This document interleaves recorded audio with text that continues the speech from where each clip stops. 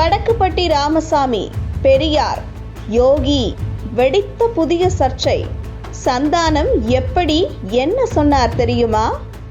பெரியாரை இழிவுபடுத்தியதாக சர்ச்சை எழுந்த நிலையில் சென்னையில் நடந்த வடக்குப்பட்டி ராமசாமி திரைப்படத்தின் இசை வெளியீட்டு விழாவில் பேசிய நடிகர் சந்தானம் யார் மனதையும் புண்படுத்த அல்ல என்று விளக்கமளித்துள்ளார்.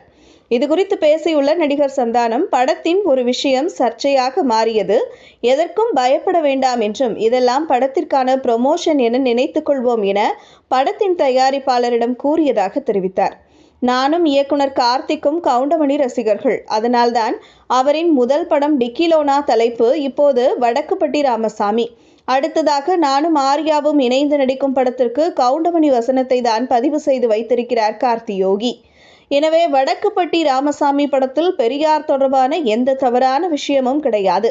ரசிகர்களை சிரிக்க வைப்பது மட்டுமே நோக்கம், யார் மனதையும் புண்படுத்த அல்ல என விளக்கமளித்து பெரியார் தொடர்பான சர்ச்சைக்கு முற்றுப்புள்ளி வைத்துள்ளார்.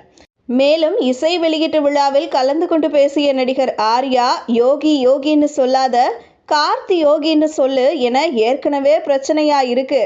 வடக்குப்பட்டி ராமசாமி படத்தின் பாடல் சந்தானம் உஷாராகி டைமிங்காக பேசி புதிய சர்ச்சையை தடுத்துள்ளார். சமீபத்தில் வடக்குப்பட்டி ராமசாமி படத்தில் வெளியான டீசரில் கடவுளே இல்லைன்னு சொல்ற ராமசாமி தானே நீ என்ற வசனத்திற்கு அந்த ராமசாமி நான் இல்லை என சந்தானம் பேசியது தமிழகத்தில் பெரியாரை விமர்சித்து வசனம் அமைந்துள்ளதாக கூறி பல எதிர்ப்பு கிளம்பியது குறிப்பிடத்தக்கது.